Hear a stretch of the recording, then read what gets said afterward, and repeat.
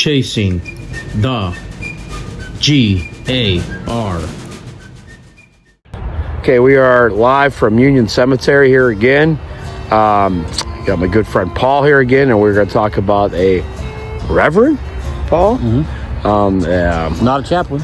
Not a chaplain, a reverend that fought in the Civil War. Okay, I'll turn on to my good friend Paul here, and we'll talk about this gentleman. I mean, we hear all roads lead to Gettysburg, because Gettysburg is a great hub. I mean, even today, literally and figuratively, there's roads like the spokes of a wheel. But here's a story of a road that leads from Gettysburg. This individual, Reverend Philip Henry Doerr, he's actually from Lancaster, but he was in Gettysburg during the battle because he was a student at Pennsylvania College, which we now call Gettysburg College. He was a student there, and when the news of the Confederate Army was coming towards them, then emergency measures had to be taken, and Matt's going to tell you how that happened. And the emergency measures that were taken was the 26th Militia. Now, the 26th Militia was just a regiment that just they did train. They were a roughly trained unit for the war, but they were called out because the Confederates were advancing on Gettysburg and the surrounding areas around Gettysburg. They were you had to think about this though.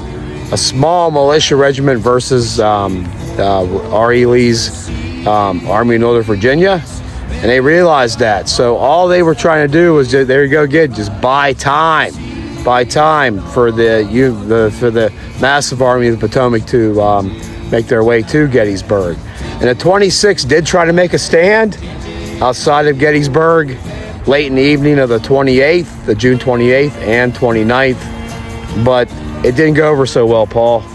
Yeah, what can you expect from a group of college students? How did they do? They did their best.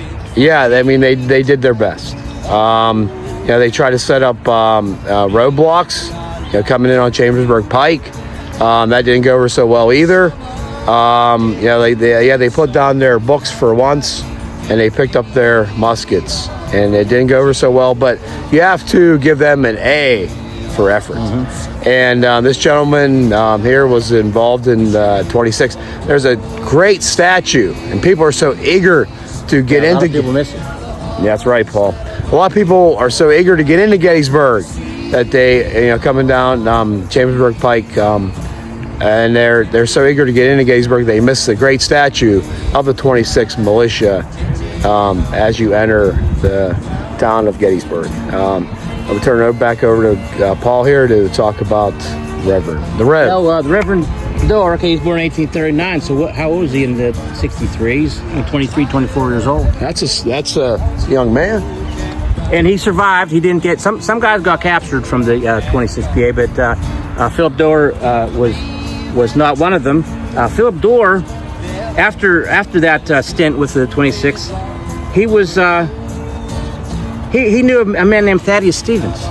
Okay. Thaddeus Stevens. There actually was a Thaddeus Stevens elementary school in Penn Hills. You believe that? There was. Tommy Lee Jones played Thaddeus Stevens in the Lincoln movie. Okay? And you know Thaddeus Stevens, a great person in American history. Tommy Lee Jones does look like Thaddeus Stevens. But apparently, not a reverend yet, but Philip Doerr knew him because Thaddeus Stevens got him a job at the Arsenal Department in Washington, D.C. But he wasn't done. That wasn't his. The desk job, it sounds like it's the sweetest job you can have during the Civil War. He was not content with that. He went out west and he served with the Christian Commission. Christian Commission is one, along with the Sanitary Commission. They're private, non-government, charitable organizations that did great work, valuable work for the soldiers and for their families at home. They picked up the slack where the federal government, with its bureaucracy, red tape, imagine that, couldn't do. And so the Christian Commission was one of those organizations, kind of like today you have like Samaritan's Purse, World Vision, those kind of groups. They not only help the physical needs, but the spiritual needs of the men. And so we can see that Philip Doerr was not only a doer of the work, he was a doer of the work. Now this is we have two dads here, so you're gonna get dad jokes, right? In this. Oh yeah, dad jokes are many. But even as he's working with the Christian Commission, he still has that bug to be a soldier. Maybe somebody he met while he was out west in a New York regiment, infantry regiment. He joined the 192nd New York Infantry, Company K, as a corporal in 1865, and so he did 2 stints in the Union Army. And then after that, he began his life's work as a Lutheran pastor. He pastored 10 different congregations, mostly in Western PA, although one was in Salt Lake City, Utah. But then he returned here. His last pastorate was in the nearby Brush Creek, and that's why he's buried here. And so we honor today Reverend Philip Doerr. He served his country. He served God, and he served our nation. So he's definitely worthy of being remembered here today. You know, you mentioned that, Paul. You made a great mention. A reverend. Believe me, everyone, Civil War soldiers. They had their fellow companymen. They had their fellow. They say, oh, they all knew each other. They did. But you know what? In the end, I think a lot of them really all they had was the Lord, and how important a reverend or a chaplain is to their the men. The end. I believe. Paul and myself have read so many personal accounts of these soldiers, their letters, and they talk about.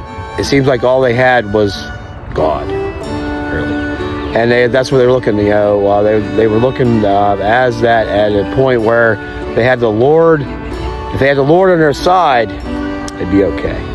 And they realized that, and the power that a reverend or a chaplain had over the men was incredible, because they said in the end, all they had was the Lord.